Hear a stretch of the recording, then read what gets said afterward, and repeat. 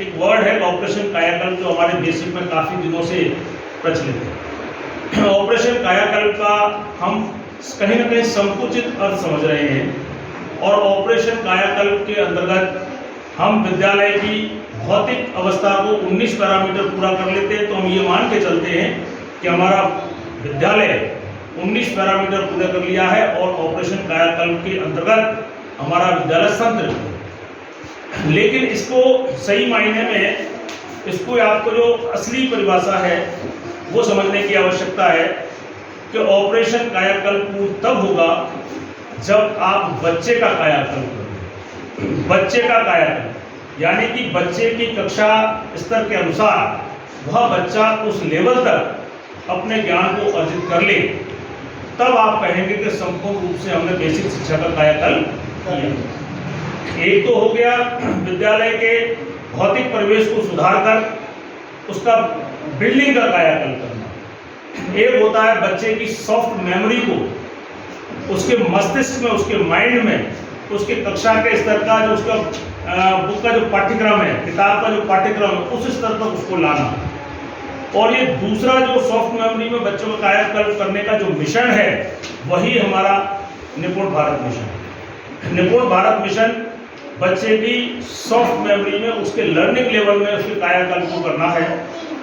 तो अभी 1, 2, 3 कक्षा हमारी 60% हो चुकी है, 60% विद्यालय हमारे हो चुके हैं, 40% पर कार्य किया जाना है। इसी के साथ साथ अभी हमारे पास कक्षा 4 और 5 में FLN के अंतर्गत एडवांस और बेसिक 2 ग्रुप बना करके अभी हम बच्चों का कायाकल्प कर रहे हैं। यह प्रक्रिया तब तक चलती रहेगी जब तक हमें अग्रिम और कोई आदेश जब तक हमें नहीं आता है। आपका स्कूल रेडीनेस कार्यक्रम जो हमारा 8 सप्ताह का था, वो भी समाप्ति की ओर है, और 2-4 दिन बाद जब छुट्टियों के बाद, जून के बाद जब हमारे जुलाई में विद्यालय खुलेंगे, तो एक नई ऊर्जा के साथ आप और हम होंगे और बच्चों में भी कहीं ना कहीं नई ऊर्जा देखने को मिलेगी।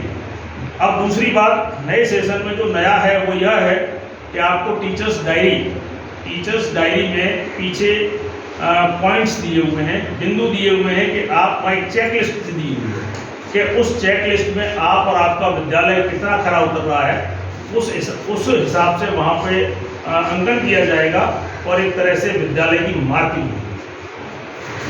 दूसरी बात, डाइट स्तर पर यह स्पष्ट किया गया है कि कक्षा 1, 2, 3 के लिए आपको किसी प्रकार की कोई अलग से डॉक्यूमेंटेशन करने की आवश्यकता नहीं है।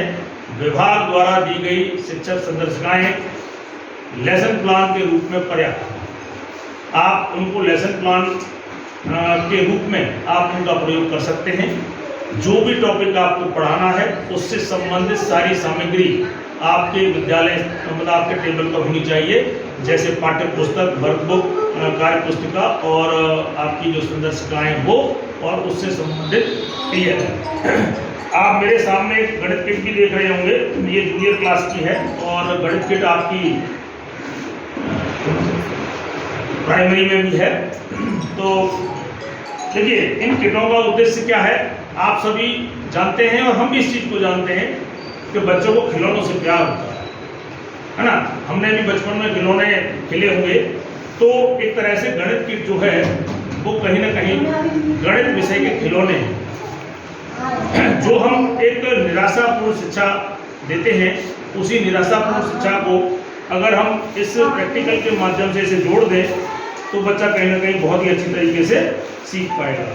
जैसे कई बार हम बच्चों को सिखाते हैं, जैसे भिन्नता सिखाते हैं, बार बार कहते हैं 1/3, 1/3, 3 किसी भी वस्तु के 3 हिस्से कर लो, उसमें से 1 ले लो, 1/3।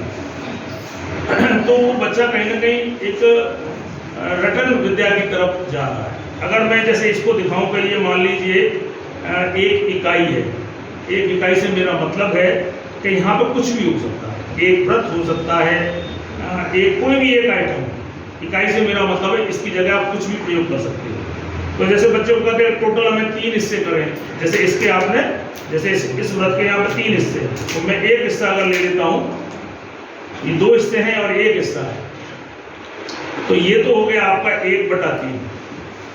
तो बचा है वो क्या है 2/3। 2/3, और इन दोनों को जोड़ देते हैं तो वापस आपकी एक संख्या पूरी बन जाती है। जैसे हम बोर्ड पर सिखाते हैं 1/3 + 2/3, फिर बच्चे को कहते हैं कि देखिए नीचे 3 हर दोनों का समान है, अंश को जोड़ लीजिए। अंश को जोड़ते हैं तो वो वहाँ पे 1/3 और 2/3 को अगर कोई सिखा रहा है तो वो गणित नहीं सिखा रहा है, वो तो संकेतों में उलझा रहा है बच्चे को, ठीक है ना। उसको बच्चे को 1/3 का सेंस भी तो पता होगा, 1/3 होता क्या है।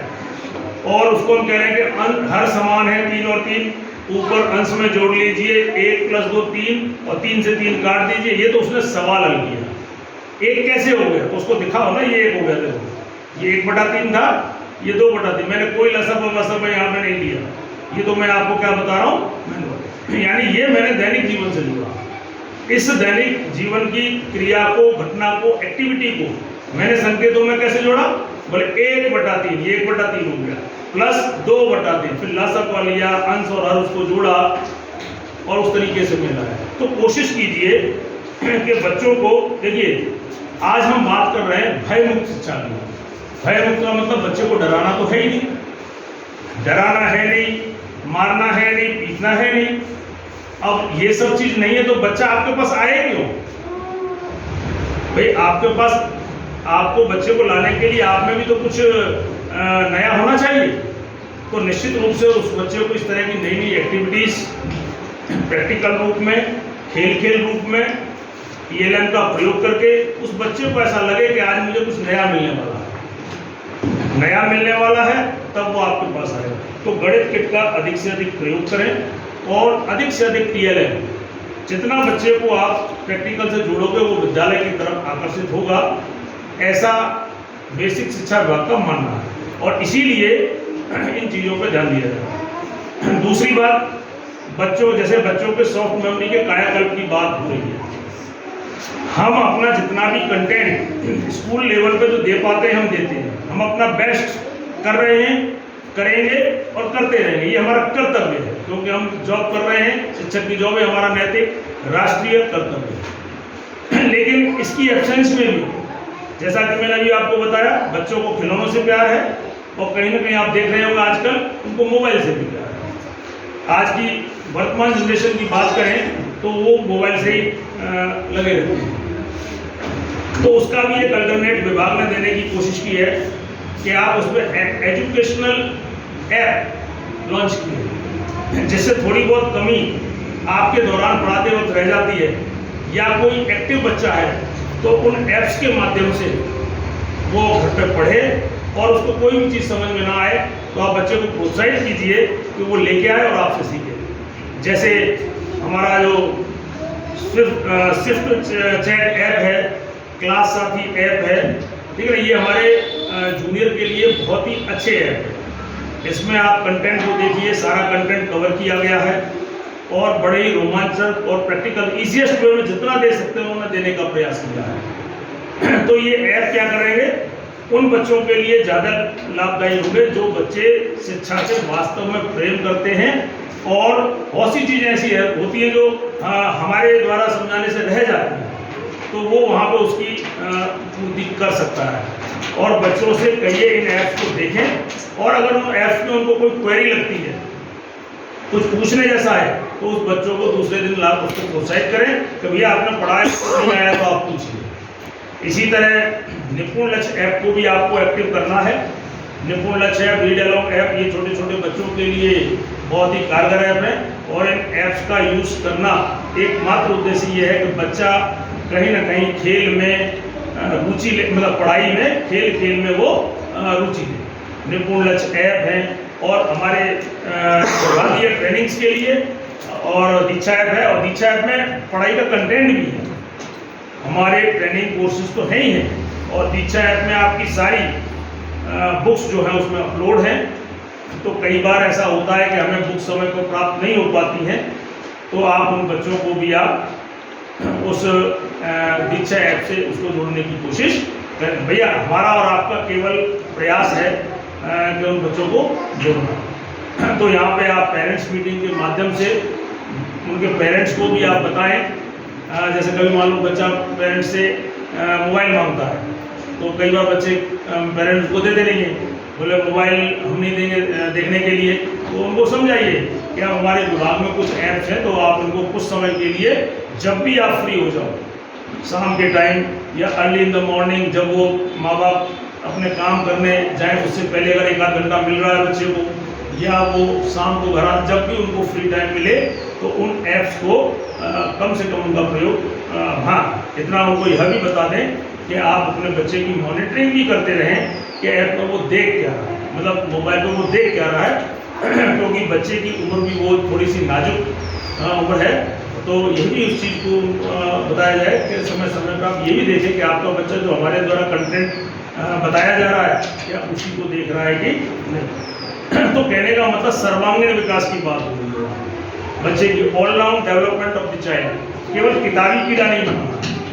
अगर उसको किसी और को करिकुलर एक्टिविटी में अगर वो बच्चा कुछ अच्छा कर सकता है तो उसे करने का अवसर देना है। जैसे अभी प्राथमिक विद्यालय नगला धनीराम में मैडम ने दिखाया 2 दिन का समर कैंप कराया, तो देखिए टीचर्स के लिए तो कुछ नया नहीं है, लेकिन बच्चों के लिए कहीं ना कहीं नया है और उनको कुछ न कुछ अच्छा लगेगा, नया लगेगा, और वो विद्यालय के प्रति और शिक्षा के प्रति कहीं ना कहीं अप्रत्यक्ष रूप से कहीं ना कहीं वो आकर्षित होते। तो ऐसा नया नया कुछ न कुछ करते रहें। इसी शुभकामना के साथ नया मतलब आपका छुट्टियों के बाद जो जुलाई में आप स्टार्ट करेंगे तो नई ऊर्जा के साथ आप और बच्चे पुनः मिलेंगे, और निश्चित रूप से जो हमारा विभाग का लक्ष्य है निपुण भारत मिशन, वो समय पर हम उसको अचीव कर पाएंगे। धन्यवाद।